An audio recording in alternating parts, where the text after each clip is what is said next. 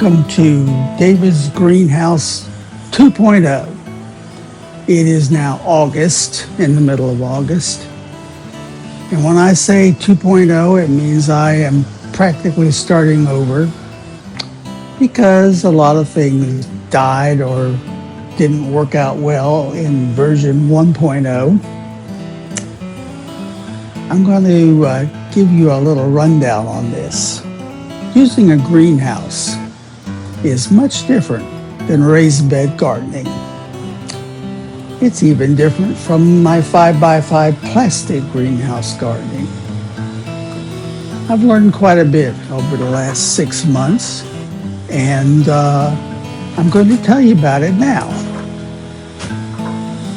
It's much more difficult, for example, in a greenhouse, to have pollination take place. Why is that, you may ask? Well, the bees can't get in sometimes, and sometimes they don't even try to get in.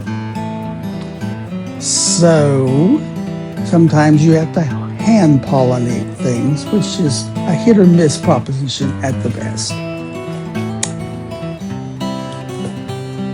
Number two, if it gets really hot in there, and sometimes despite everything you try to do, it gets hot. Even if the fan is blowing and all the windows and doors are open, it still is sometimes hotter there than on the outside. Some plants you can take outside and put in the shade, and some plants you cannot move at all, such as beans or anything climbing a trellis. So you're kind of stuck with it. I gave up completely on beans, actually, because they did very poorly in the greenhouse. At most, I would get 3 or 4 on a good week, and therefore it was just supplementing what we bought in the store. I also ended up getting quite a bit of diseases in my tomato plants. I had an app that told me what was wrong with my tomato plants, and it told me I may have a virus. Well, turns out that wasn't true, but I thought it was. Virtually every tomato plant had some kind of problem arising on the leaves that made it look pretty bad. So, this is what I did. We have the University of Tennessee here, the agricultural department. I found out where they are supplied with all of their chemicals and dirt and stuff like that. And it's a big warehouse about 20-minute drive from here. I went over and talked to the man, and I asked him about a number of things. I asked him about all the diseases I showed him pictures. He says, "You don't have a virus. Here, let me sell you exactly what will get rid of that and keep it away." And he did. Then I asked him, "Well, how about tomato plants? Do you have any that I could buy?" He says, "Not this time of year." So he said, "But I can sell you some seeds, and what I would recommend as the most robust and disease-free type of tomato you can grow in East Tennessee, and it's called the Better Boy," which I already had one plant, and that one did get diseased. But I thought I'd take him up on it, so I bought some seeds.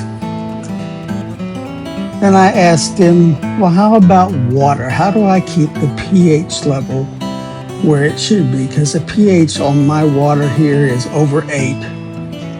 And tomato plants like a slightly acidic water, not over 7, anywhere from 5.5 to maybe 6.8. So he sold me something that I would dilute and use as a watering source. And sure enough, I've been doing that, and the tomatoes so far have been doing quite well. I sprayed all the tomato plants, and what was left of them that was still healthy has remained healthy.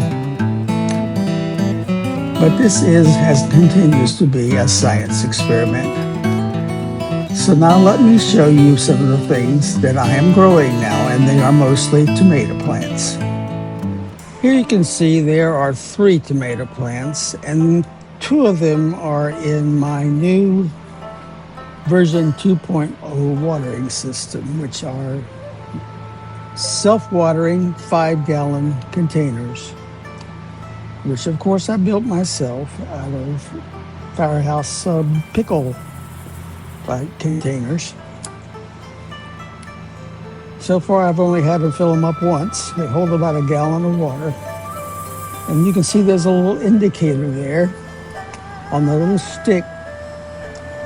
And when that gets down to where the stick is level with the top of the tube, it needs watering. Obviously you'd water it a little before that.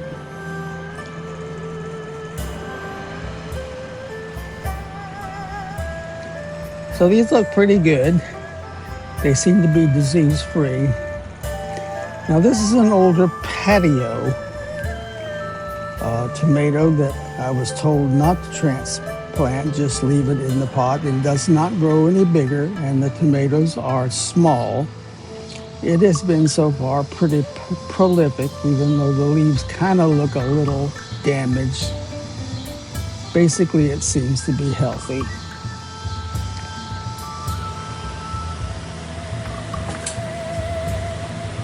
That's my basil plant. It grows like a weed, but we're not talking basil today.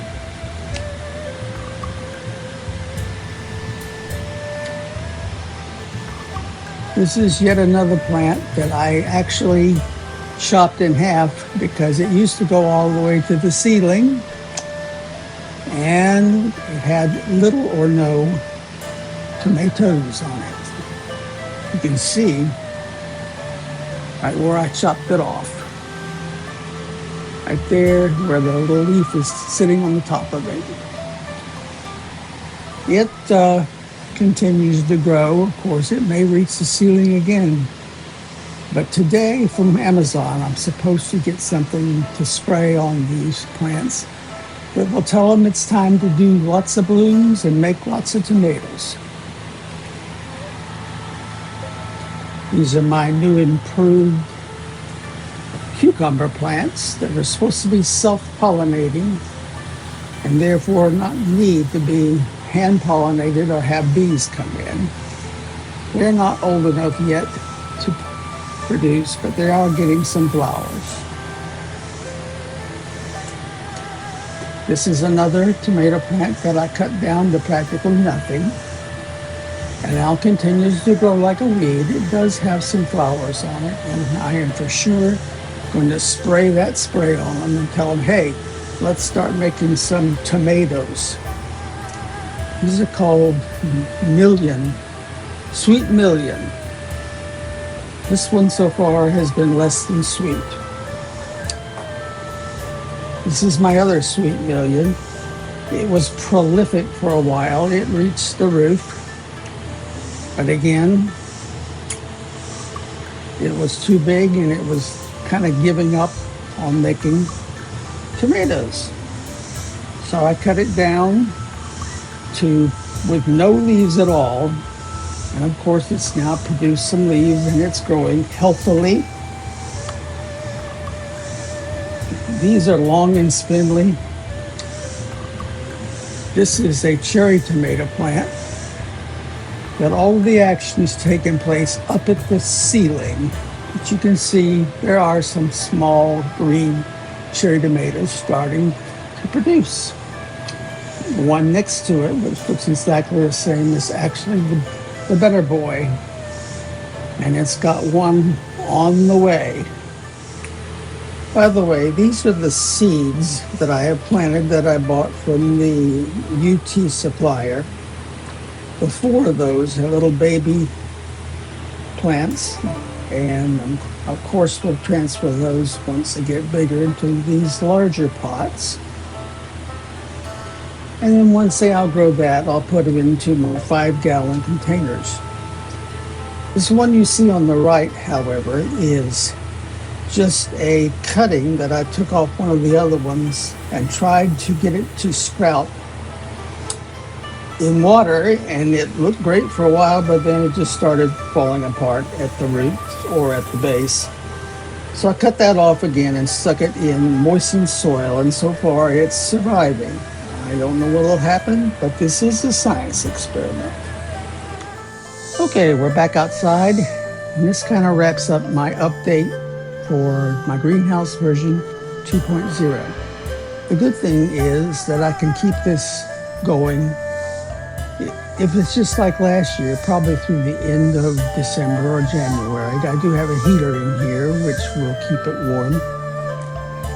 And we'll just see what happens and how fast they grow. Hopefully, I will not have to produce a version 3.0, which would happen if all this stuff falls apart and fails. Thanks for watching.